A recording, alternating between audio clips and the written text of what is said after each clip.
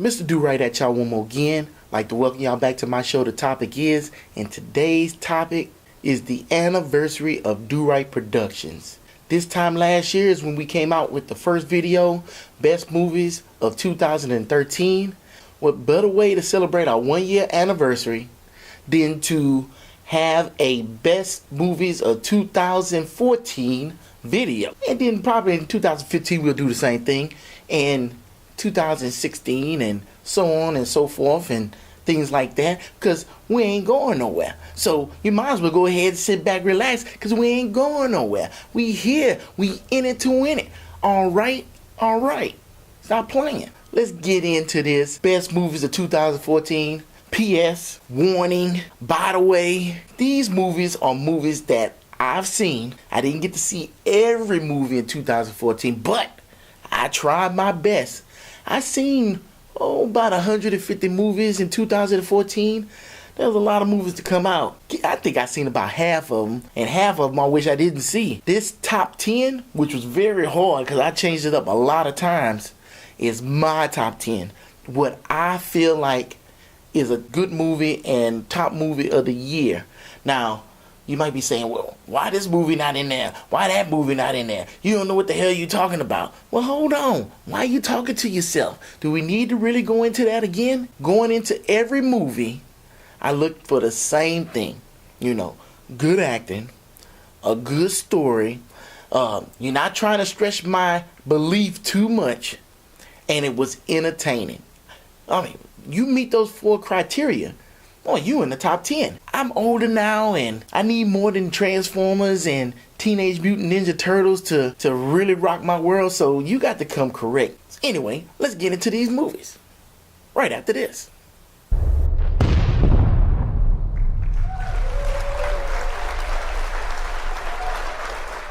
Movie number 10, Interstellar. Now, I wish I could have did movie reviews for all these movies, but you know what? I don't want to do movie reviews. I'm not a critic, I just like movies and I like watching movies. I like getting lost in the stories. So, with that said, Matthew McConaughey did a great job in this movie. It was outstanding. About a man, his family, living in a crappy earth, the second Dust Bowl.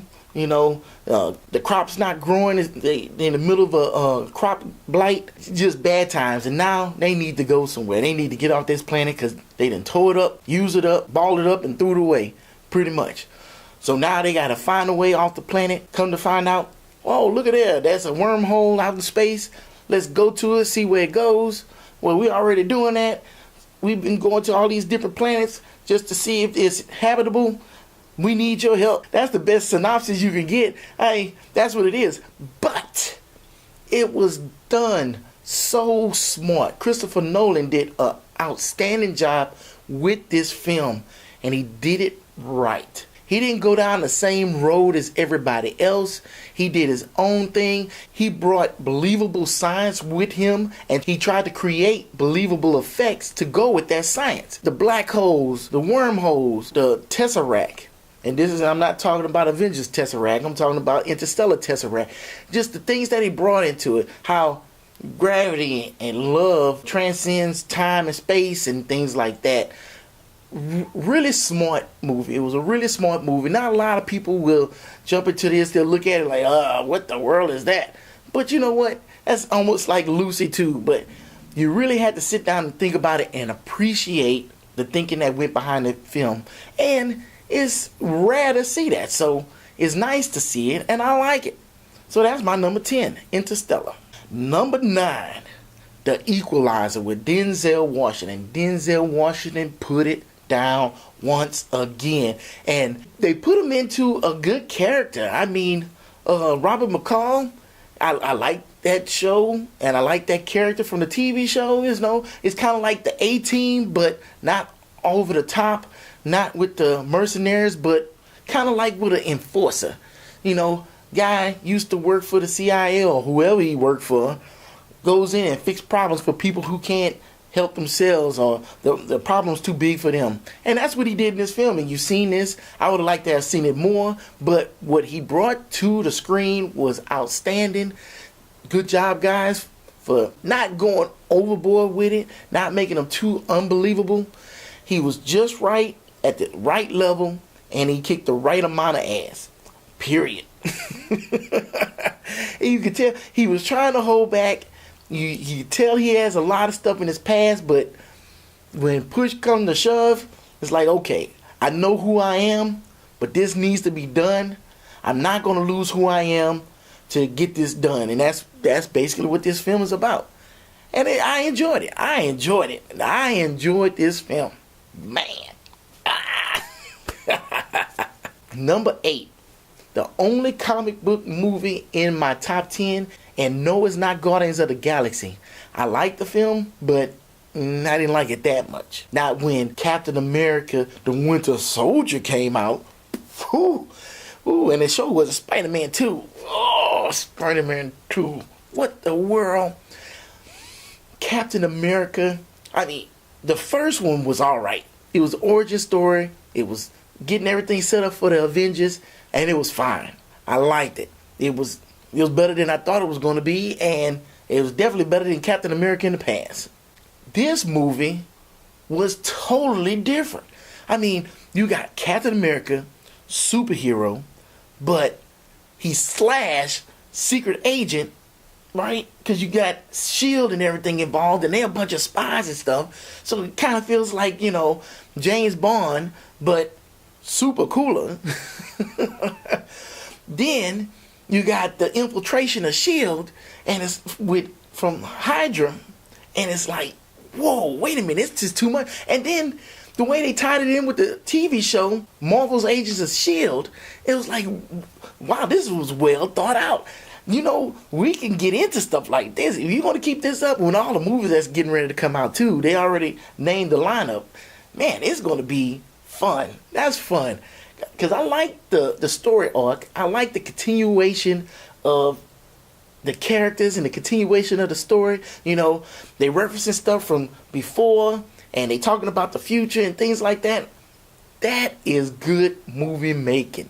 Boy, y'all need to remember this. I'm not saying it was the best acted movie, but I mean it still met all the criteria, man. And I loved it. And you'll love it too if you haven't seen it. So check it out. Number 7. You're going to be surprised and probably hadn't even watched this movie, but I suggest that you check it out. Number 7 is Chef. I like this film because of the great acting. Wow. Great job in this film. Telling this story, telling a heartwarming story, a story of a father and son. We all get caught up in our day-to-day lives, and you're working and you're trying to take care of the family and everything else, and sometimes you don't see what's important. You think you know what's important, but you don't see what's important. You know what I'm saying? I know you know what I'm saying. So with this film, you see this. You see that, this is what I think is important, and I got to hammer at it. I got to get it done. But then you don't see what's really important, and then stuff starts, next thing you know, it's gone. But this story, it's the transition from what we think to what needs to be done, right? So just check it out. And the other reason I like this film is because I'm in Austin, and Austin is becoming a movie hub. A lot of movies are being made out here, premieres and things like that. And Austin was featured in this film. I like that. There was a few cities they stopped in, and one of the cities was Austin, and they stayed there for a good amount of time because there's a lot of stuff here, This place is growing. It's growing faster than you would believe. I better make sure I pay my rent, or somebody be moving in here before I know it. Anyway, I didn't say a whole lot about this movie, but let me tell you, it's worth the watch. You will enjoy it. Just check it out. Chef, number 7. Next, number 6, Gone Girl, Ben Affleck. This movie, I have to like this movie just because it pissed me off. I'm sitting in the movie theater like, God, because I was pissed. I mean, You know, it sucks to be accused of something, but instead of being accused of it and then somebody determining that you're guilty, you're accused and everybody assumes that you're guilty, and you become guilty without any proof or evidence of the fact that you are guilty. That's the whole premise of this movie. And you watching it, it's like, I mean, granted that you watching the movie and you swear like, oh, this fool did it. Yeah, he did it. And you can't help it. But then again, we conditioned for that in today's society. So sometimes we got to stop and like really think, do we have all the facts? Do all the facts fit? And you will never know the total truth because your ass wasn't there. You have to take that in consideration. And that movie brought all of that to mind. And then later on, it flips all of that stuff, and next thing you know, you're in a totally different movie, and it was fun. I enjoyed it. It was fun, and I liked how fun it was, you know. I was mad, but then I wasn't mad, and then I was like, aha, and then I was like, ha-ha. Hey, it had me in all kind of places, so that was a good flick. I liked it. I hope you like it too. Number 6, Gone Girl. Now we down to the top 5, and number 5 is The Judge with Iron Man. Oh, well, he didn't play Iron Man. Robert Downey Jr. played a lawyer, and he goes back home. While he's home, his father gets in some trouble, and he needs a lawyer, but his pops, you know, fathers and sons, you know that tension. Your dad wants this from you, you not that, so you got that family conflict. Well, that conflict is in this film. And the reason you enjoy the conflict is because later on, you know they have to work things out. But it's like, how in the world are they going to work this out? There's so much conflict. You doing this. How do you do this to go to this? And then you're like, come on. You're rooting them on, and you see what's going on. And it moves that direction, and it's like, you know, you feel good, and you caught up in the story, you caught up in the acting, because let me tell you, this is some high caliber acting here. Anybody had doubts about Robert Downey Jr., like, oh, he's playing Iron Man, he's playing these superheroes, he's not a real actor. Your ass retarded. That's all I gotta say. You retarded, because you look at this, you will see why he is called an actor. And I'm surprised that he wasn't nominated for a Golden Globe, and if he's not nominated for an Oscar, then wow, what's going on? He's been nominated for 2 Academy Awards, but hasn't won one yet. Give him this nomination and go ahead and give him that Supporting Actor Award. Why not? Why not? He did his thing in this one. You should do it. I don't know what's wrong with y'all. Y'all need to get it together. I know y'all ain't looking at this, so I don't know why I'm talking to y'all anyway. Give him that award. I said it. You can tell him I gave it to him. And if you don't give it to him, I'll give him an award for it, because he did a damn good job in my number 5 movie, The Judge. Now we're getting closer and closer. And let me tell you, I had to shuffle around this top 10 a lot. You know, I had the Lego Movie in there. I had How to Tame Your Dragon, God's Pocket. I finally worked down my top 10, and the top 4 was the hardest, but the easiest too, because some of them didn't move, but 3 and 4 moved around a lot. So let's get into number 4. Number 4 movie of 2014, in my eyes, is Birdman. And I'm sure you haven't seen Birdman, because Birdman came out last part of the year. It wasn't in all the theaters, so a lot of people didn't see it. You saw some previews, but you really don't get anything from the preview.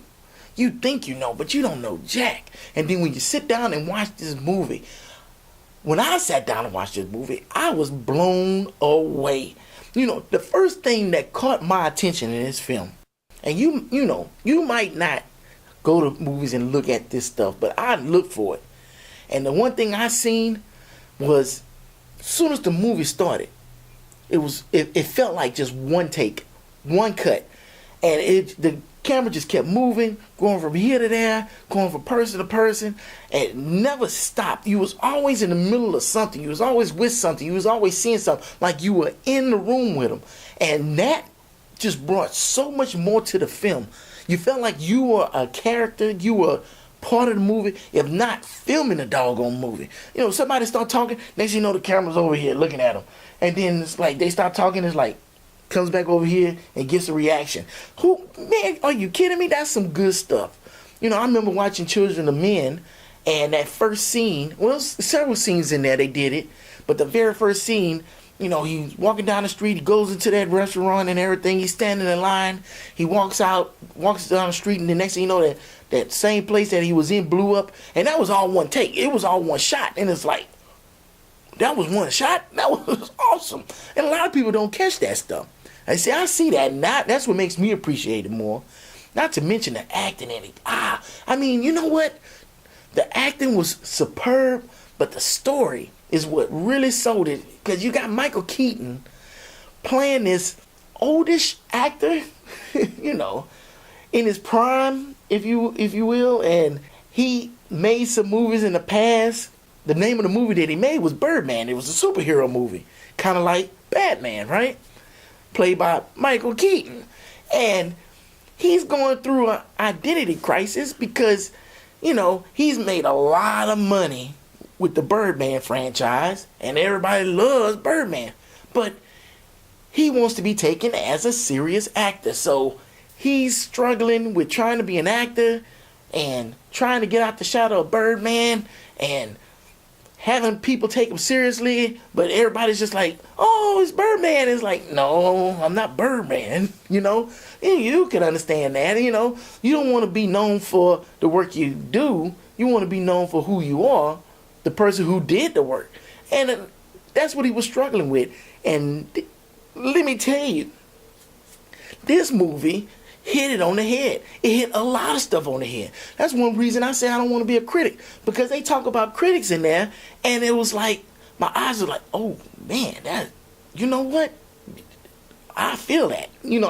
I feel that. I think about that show, I don't know, Hollywood Divas or something, and it's got the woman on there from Girlfriends, and she was crying about how, reality stars are getting all the work, and she went to school to be an actress, and now, she can't get any work. And I was like, man, you need to suck that up. You need to change with the times. But then I'm like, man, she dedicated her life to do that. And then here's somebody who's not trained, did not go through all the trials and tribulations she went through, and now they getting all the work. I can understand that. Imagine you at your job, all the training and stuff that you had to do, and then somebody come off the street that don't know jack or shit and take your job, and now you unemployed and you can't get work in your field because they hiring people that don't know not necessarily don't know what they doing, but haven't studied the field and not an expert in it like you are, because you devoted your life to it. I can understand that. And this film just brought up so much stuff about Hollywood today, and they set it in our universe and stuff. Like, they talking about Robert Downey Jr. and being in Iron Man and stuff like that. And it's like, wow, they really went out and put together a great film. And you really need to see that. And I talked too long about that. So I'm finna move on, because I can talk about that movie all day. And that's my number 4 movie. We're moving on to number 3. And number 3 is a doozy. When I seen it, I didn't know what to expect. All I knew was the name, Nightcrawler. And, I seen the trailer, but I couldn't really get anything out the trailer. I was like, well, I don't know what he's doing. He's a serial killer or something. I don't know. But I'll go check it out. So I went to go see it. And just what? This is totally different. A new mix of character and story. Talking about something different. We had the same thing over. You got cops and robbers, cop chases. We got gangster movies, We got monster movies and zombie movies and stuff like that. But this dude, he was basically a paparazzi, but not a paparazzi. He was a story chaser. He had his camera and everything, and he was chasing stories for the local news groups. And, the more footage you can get, the more they would pay. The quicker you can get on the scene, the bigger the payday. So this dude, I don't want to say psychopath, because I may not be using that term correctly. We need to be using these medical terms a lot better than we are, because I don't think we understand them. But we throw out these terms, bipolar and all this other stuff, like we know what we're talking about, and what we saying don't even go with what we're talking about. But anyway, that's besides the point. Get off that tangent. What I'm trying to say is, this dude, he was focused, but like focused in the wrong way. He was focused to like, you want to rescue puppies, but the way you rescue puppies is to put them out their misery. That's the wrong focus. You know what I'm saying? So you have to just see it, and it's hard to explain. The place this movie takes you is just incredible, and it's so new and different that you don't know where this movie is going to go. You think, oh, it's going to go here. Oh, they're going to do this, and no, you don't know what's happening. It blows my mind how incredible this film was. I was so shocked. My mouth was dropped the whole time. It was amazing. To me, it was amazing. Amazing. And that's my number 3. We're down to the top 2. And the number 2 film, my pick for 2014, Dawn of the Planet of the Apes. I watched the old Planet of the Apes back in the day, and it was cool. I was a kid. Yeah, you know that was for me. We talked about that already. Cool. Then we had this little Tim Burton Planet of the Apes crap, whatever. So what, they had a ape Abraham Lincoln? That don't even make sense. Did he go back in the past or did he go in the future? Where the hell did he go? This doesn't even make sense. Tim Burton, leave well enough alone. I'm skeptical about this Big Eyes. This new telling of Planet of the Apes, with the first one with the Rise, then the second one with the Dawn, which is kind of funny because shouldn't Dawn come before Rise? I thought about this, but maybe the sun has to rise before it's dawn. I don't know. Makes no sense to me. Who cares? This flick was freaking awesome. You got apes riding horses, shooting guns. You got apes in tanks. But that's not all what the movie's about. I mean, that's the action side of it. And the action side was good. And the action was actually needed. Because now the world is split in two. You got the intelligent apes that's created a society, and the humans that were immune to the disease, and they had their society. And you know how humans are. We ain't trying to share nothing with nobody. And you an ape? Oh, you smart now? Oh, you think you better than us? That's what we get. So apes want to exist. Humans want to be assholes. And sure enough, you can't have a movie if the two don't come together. The apes and the assholes.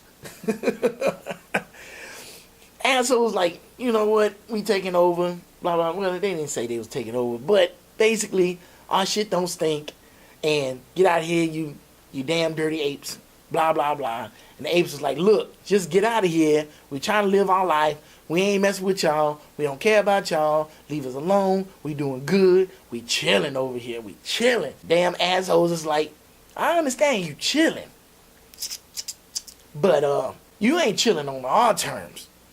You need to be chilling like we want y'all to chill. Y'all can't just chill any way y'all want to chill. I'm making this movie way more out to be something else. But it don't matter. That's what I got out of the film. That's what I enjoyed about it. The conflict, the story. And look. You have to look at the captions to see what the apes are saying, because the apes are saying something. And when you hear the conversation, you realize the apes are no different than humans.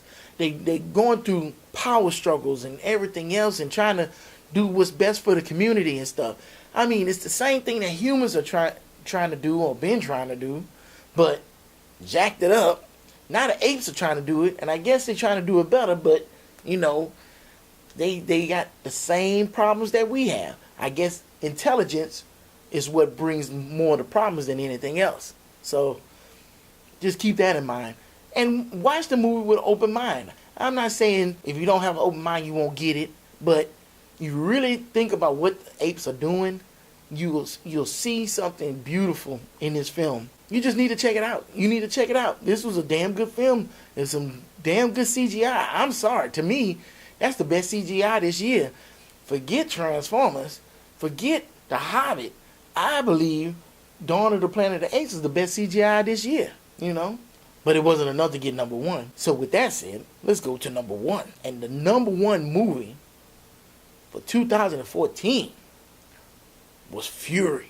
Fury. Whoa, Fury. Holy mackerel. Let me tell you something. You remember Saving Private Ryan? Well, you remember that feeling when you saw Private Ryan, especially when they were storming the beach in Normandy? How powerful that was and how much you didn't want to go and be in no crap like that? Well, this is what this movie did. When I saw this movie, they did not glorify war. This was no John Wayne flick. Let's go get them, boys, and stuff like that. It was not that. This was what war was. You really felt what war was. It was terrible. It was horrible. It was something that you did not want to see. It was a necessary evil, if you will. And they portrayed this on the screen so well. Some of the stuff you saw, it was just despicable on both sides. That's the funny thing. Most war movies, especially World War II movies, you see the Germans, the ones that's the most despicable. With The Book Thief, not every German was evil. Where in all the other films, every German was evil. And come on, that's not even possible. But then again, not every person on the good side is a good guy, right? So with this film, they show both sides equally shitty and equally good. Just because you fighting a war against somebody doesn't mean that everybody in that country is against you. And the brutality and everything of this film, it was in your face, and it was heart-wrenching. And when you got out that movie, you was just tired. You was like, damn, I need to go take a nap. Because, boy, this movie wore me out. I was just emotionally drained when I seen this movie. It's just, and you seeing this, it's a come-up of this young guy that just gets thrown in this situation. And it's like, And, I don't like to tell too much. I don't want to get into it and tell you everything, because then I'm taking away from the film for you. I want you to experience the same way I did. But when you see the acting in this film, when you see the scenes, the way that everything's played out, a friend of mine was telling me that they actually got a real tiger tank. Not that many left in the world, and the only one that still runs is in this film. Wow, they just went all out for this bad boy. I mean, you really felt like they were in tank battle. It's like it was World War II and somebody went back in time with a camera and shot them shits. And it's like, oh shit, I can't believe I'm getting all this on film. That's what it felt like. And it was awesome. It was awesome. They need to make more movies like this. Keep that realism. Keep the realness in it. Don't glorify war because it shouldn't be glorified. You do it because it's necessary, not because we want to do it. But we shouldn't want to do it. We should want to go into war reluctantly. Right? I agree with that. Fight the battle because it needs to be fought for the right reasons. Don't do it just because. We not doing shit just because. Anyway, that's what I got out that film. And that's what I got out of all these films from 2014, man. It was a good year, and there's a lot of films out there. And, man, I wish I could have did a top 30, but I talk too damn much, right? Shoot, because I got a top 50. It was hard to get that list of 50, but every time I was trying to update the top 10, movies kept going down, and so I had more and more movies, and next thing you know, I got a top 50 list. It's like, wow, I can't believe this, right?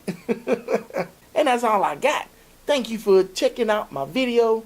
Thank you for the comments. Thank you for watching. And I know y'all ain't watching, but the ones that are watching, y'all special ones, I thank y'all. Y'all definitely part of the 1%. Yes, because there's a million videos out there that you could be watching, and you chose to view this one, and I appreciate you. Until next time, holla. Recap the year and commemorate? No, not commemorate. Directed and starring John Favreau. Oh, he's a John Favre. Well, how about let's do this? I mean, but I think he was. Hold on.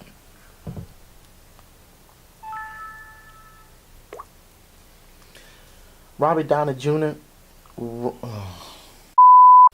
He's been nominated.